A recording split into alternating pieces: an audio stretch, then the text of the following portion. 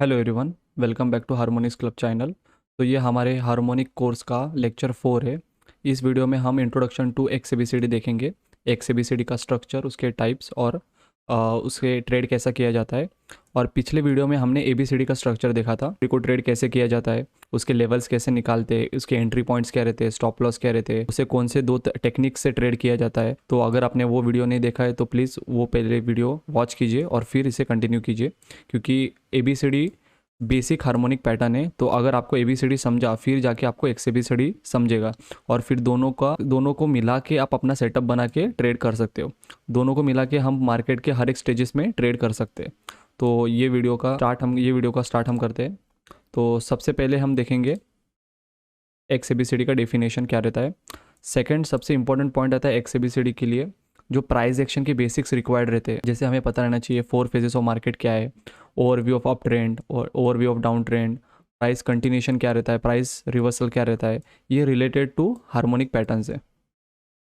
तो आप जो बेसिक्स पढ़ते हो अप प्राइस एक्शंस के, तो ये उससे उसी के रिलेटेड है, बट थोड़ा हम अप्रोच हार्मोनिक पैटर्न के साथ लेंगे इसे। फिर थर्ड पॉइंट हम देखेंगे where and why X is use. हम कहाँ पे यूज़ करते हैं, क्यों यूज़ करते हैं। उसके बाद टाइप्स ऑफ एक्स पैटर्न्स देखेंगे। तो ये हमारे वीडियो का स्ट्रक्चर रहेगा आज का। तो हम शुरू करते हैं। तो सबसे पहले डेफिनेशन देखा जाए तो एक्स पैटर्न होता क्या है। तो जैसे हमने पैटर्न देखा पिछले वीडियो में, वो 4 पॉइंट पैटर्न है, 1, 2, 3 और 4। और इसके बाद हम एक इम्पल्स को कैलकुलेट करते और उसका रिवर्सल पॉइंट भी कैलकुलेट करते। तो उसी तरह एक्स 5 पॉइंट पैटर्न है, 1, 2, 3, ये 4 और ये फिफ्थ। तो इसे हम 5 पॉइंट पैटर्न बोलते हैं या 4 लेग भी बोलते हैं। ये फर्स्ट लेग, ये सेकेंड लेग, ये थर्ड, और ये जो लास्ट जाती है वो फोर्थ लेग। तो इसे हम 5 पॉइंट पैटर्न्स बोलते हैं या 4 लेग पैटर्न्स भी बोलते हैं। तो ये हमें यूजुअली रिवर्सल्स के टाइम देखने मिलता है। इससे हम जो कैलकुलेशंस करते हैं वो एक्यूरेट रहते हैं एबीसीडी से ज़्यादा। क्यों? क्योंकि यहाँ पे कैलकुलेशंस मार्केट का हम 4 पॉइंट का करते हैं और यहाँ पे 5 पॉइंट्स इन्वॉल्व रहते हैं। तो जो एक्यूरेसी रहती है वो एक्स एबीसीडी की ज़्यादा रहती है एबीसीडी से। तो ये पॉइंट याद रखिए। और एक्स एबीसीडी कहाँ यूज़ होता है? रिवर्सल्स पे। हम एक एक्सटेंडेड वेव जाती है उसका रिवर्सल पॉइंट्स फाइंड आउट करते हैं। फिर आप वहाँ रिवर्सल्स पे ट्रेड कीजिए या फिर वेव के साथ ट्रेड कीजिए। तो आपका जो पर्सनैलिटी रहेगा वो उस हिसाब से ट्रेड होगा। तो हार्मोनिक पैटर्न की हमने डेफिनेशन देखी। अभी सेकंड मोस्ट इंपॉर्टेंट पॉइंट देखेंगे, प्राइस एक्शन के बेसिक्स रिक्वायर्ड क्या रहते हैं। तो सबसे जो फर्स्ट इंपॉर्टेंट पॉइंट है प्राइस एक्शन का, वो है 4 स्टेजेस ऑफ मार्केट। आप उसे मार्केट स्ट्रक्चर बोलिए, मार्केट साइकिल बोलिए।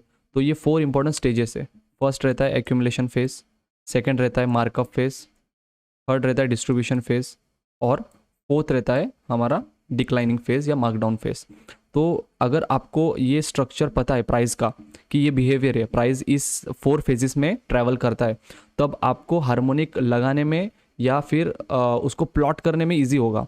अगर आपको ये फेजेस नहीं पता है तो आपको पता ही नहीं लगेगा कि आपको एक्स एबीसीडी प्लॉट कहाँ पे करना है, एबीसीडी का रोल कौन से फेज में आता है, एक्स एबीसीडी हमें रिवर्सल्स कहाँ बताता है, फिर हमारे प्रोजेक्शंस कैसे होते हैं। तो सबसे इंपॉर्टेंट आता है ये फेज, ये स्टेजेस, 4 स्टेजेस ऑफ मार्केट। तो अगर आपको ये स्टेजेस पता है कि एक्यूमुलेशन फेज के बाद अप ट्रेंड आता है, अप ट्रेंड के बाद डिस्ट्रीब्यूशन, और डिस्ट्रीब्यूशन के बाद एक डाउन ट्रेंड आता है, तो अगर आपको ये 4 स्टेजेस पता है तो आपको ईजी हो जाता है प्राइस को कैलकुलेट करने में। तो आपको पता है कि नेक्स्ट स्टेज क्या होगी, और नेक्स्ट स्टेज अगर ये रहेगी अप ट्रेंड की तो ये कहाँ तक ट्रेवल करेगी, आप उसको उसका कैलकुलेशन कर सकते हो। अगर ये डिस्ट्रीब्यूशन फेज है तो नेक्स्ट फेज कौन सा रहेगा? मार्कडाउन फेज का। तो ये मार्कडाउन फेज कहाँ तक जाएगा उसका कैलकुलेशन कर सकते हो।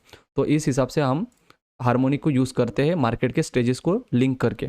तो इसमें और थोड़ा डिटेल्स में देखते हैं। तो हमने क्या देखा कि सबसे पहला जो होता है वो एक्यूमुलेशन फेज होता है, फिर उसके बाद एक अप ट्रेंड आता है या मार्कअप फेज बोलिए, और फिर उसके बाद एक डिस्ट्रीब्यूशन फेज आता है, और फिर डाउन ट्रेंड। तो ये हमारा फर्स्ट स्टेज हो गया, ये सेकंड, ये थर्ड, और ये फोर्थ। तो अभी एक्स एबीसीडी का रोल कहाँ पे आता है। तो अगर आपने आइडेंटिफाई कर लिया कि मार्केट में ये करंट सिनेरियो कौन सा है, अगर ये मार्केट साइडवेज फेज है या एक्यूमुलेशन फेज है, ये मार्केट अगर अप ट्रेंड है, ये मार्केट एक डिस्ट्रीब्यूशन फेज में है, ये मार्केट डाउन ट्रेंड में है, तो अगर इसका आइडेंटिफिकेशन आपको हो गया उसके बाद ही आप हार्मोनिक प्लॉट कर सकते हो। कैसे? अभी देखिए, समझो कि ये अप ट्रेंड शुरू है, तो यहाँ पे मुझे कैलकुलेट क्या करना है? Next impulse.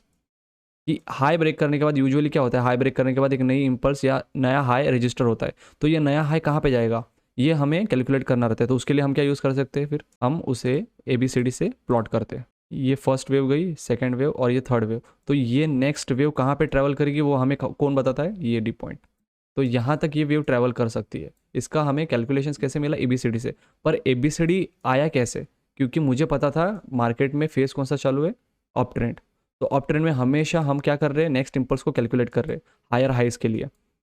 तो अगर आपको ये समझा कि अप ट्रेंड में कौन सा पैटर्न लगता है, मैक्सिमम टाइम हमें ABCD पैटर्न देखने मिलता है जो एक्सटेंडेड होता है, या फिर हम जो टाइप्स देखे AB=CD हो सकता है, AB एक्सटेंशन हो सकता है, जो भी हो, बट मैक्सिमम अप ट्रेंड में हमें ABCD पैटर्न दिखने मिलता है। यहाँ पे आपको रिवर्सल पैटर्न्स नहीं दिखते।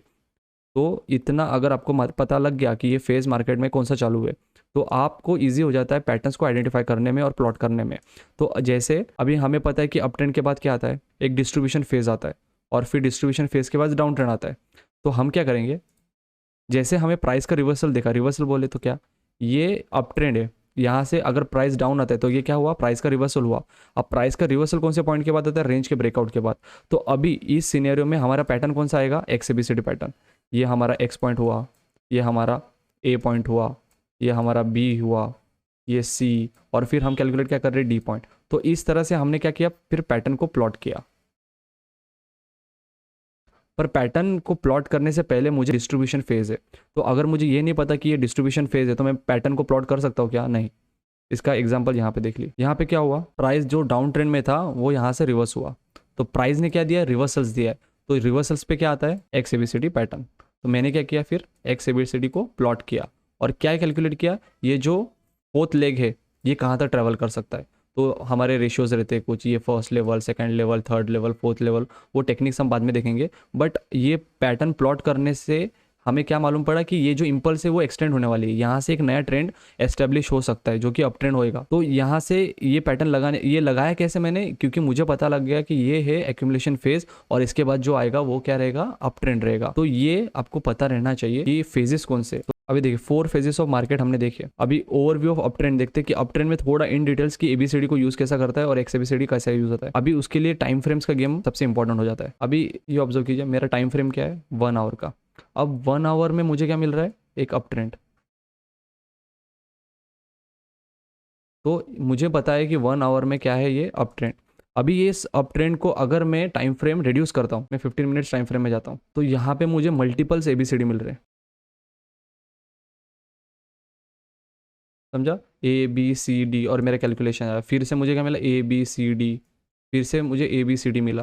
तो ये क्या हुआ, अप ट्रेंड में हमने क्या किया, टाइम फ्रेम्स चेंज किए, और इससे हमें क्या मालूम पड़ा कि ABCD लोअर टाइम फ्रेम में जाने से हमें एक प्रोजेक्शंस मिल रहा है। और इसी तरह से हम क्या कर रहे हैं, फिर लोअर टाइम फ्रेम में, स्मॉलर टाइम फ्रेम में रिवर्सल्स देख रहे हैं। रिवर्सल कैसे देख रहे हैं, अभी ये क्या था, अप ट्रेंड, रिवर्सल मिला, और फिर क्या शुरू हुआ, डाउन ट्रेंड। तो जहाँ पे मुझे ट्रेंड रिवर्सल मिलता है, मैं क्या कर रहा हूँ, यहाँ पे XABCD लगा रहा हूँ।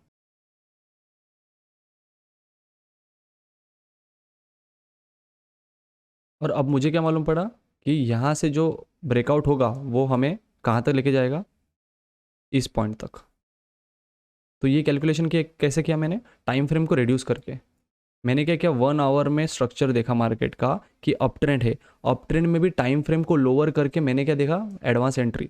तो इस तरह से हमने क्या देखा, प्राइस का अप ट्रेंड का बिहेवियर। तो हमने क्या किया, टाइम फ्रेम को लोअर करके XABCD कहाँ पे आएगा, लोअर टाइम फ्रेम्स में, वो फाइंड आउट किया, और फिर वहाँ से एक रिवर्सल हमने पकड़ा, और जहाँ से यहाँ पे हमने क्या किया, टाइम फ्रेम को रिड्यूस करके एडवांस एंट्री फाइंड आउट की, और हमें पता चला कि नेक्स्ट इम्पल्स कहाँ तक जाएगी, उसका कैलकुलेशंस भी किए।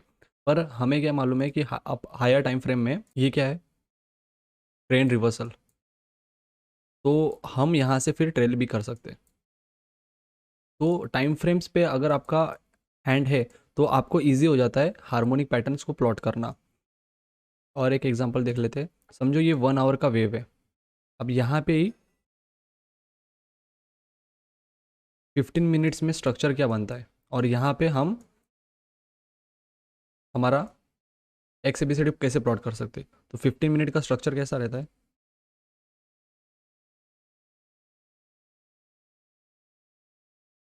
तो ये पॉइंट ये पॉइंट और ये पॉइंट में हमें 15 मिनट का स्ट्रक्चर क्या मिलता है। तो हमारा यहाँ पे स्ट्रक्चर क्या मिलेगा, XABCD का, एक्यूमुलेशन का, फिर अप ट्रेंड का। यहाँ पे स्ट्रक्चर क्या मिलेगा, डिस्ट्रीब्यूशन का। और फिर यहाँ से ये वाला स्ट्रक्चर क्या रहेगा, फिर से एक्यूमुलेशन का। तो हमें क्या मालूम है कि अगर मैं टाइम फ्रेम्स लोअर में जाता हूँ तो हमें इस पार्ट पे XABCD प्लॉट करना है, इस वाले पार्ट पे ABCD प्लॉट करना है।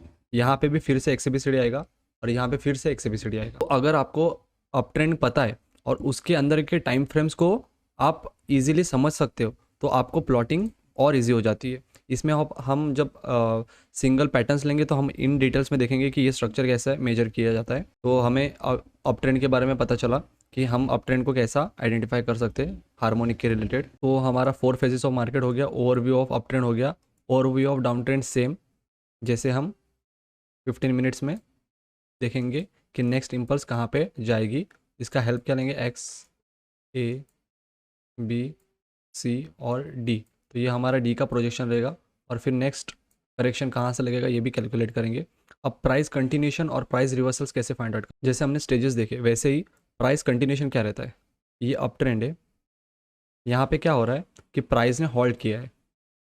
यहाँ से एक तो ट्रेंड रिवर्स हो सकता है डाउन साइड, या फिर ट्रेंड कंटिन्यूशन में जा सकता है अप साइड।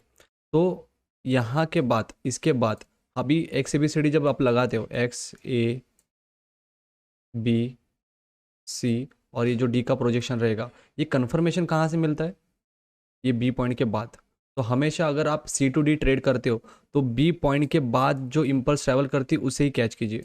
इसके पहले अगर आपने बाइंग का व्यू बना लिया, समझो यहाँ पे आपने बाई कर दिया और ये आपका प्रोजेक्शन आया कि यहाँ तक जाएगा, पर इशू क्या होगा कि यहाँ से जो ट्रेंड जाएगा वो रिवर्स भी तो हो सकता है, यहाँ पे XABCD भी आ सकता है। तो हमेशा ही ABCD आता नहीं रहेगा, एक टाइम पे XABCD आएगा तो वो टाइम आपको पता नहीं रहेगा। तो इसीलिए प्राइस का कंफर्मेशन बहुत इंपॉर्टेंट हो जाता है।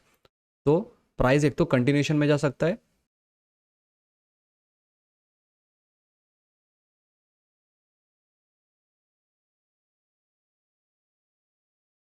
प्राइस कंटिन्यूशन में जा सकता है, या फिर यहाँ से ट्रेंड भी रिवर्स हो सकता है। प्राइस कंटिन्यूशन हम कैसे कैलकुलेट करेंगे,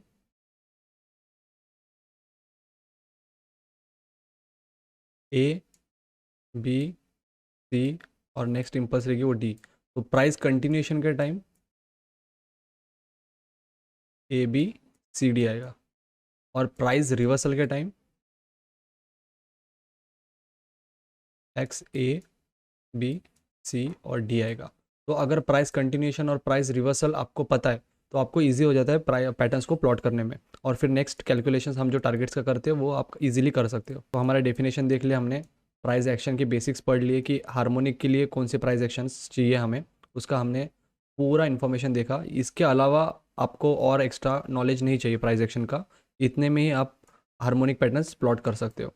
अभी where and why XABCD is use, इसका इन्फॉर्मेशन मैंने पहले ही दे दिया था, फिर भी हम फिर से देख लेते हैं। XABCD कहाँ यूज़ हो रहा है, रिवर्सल्स पे।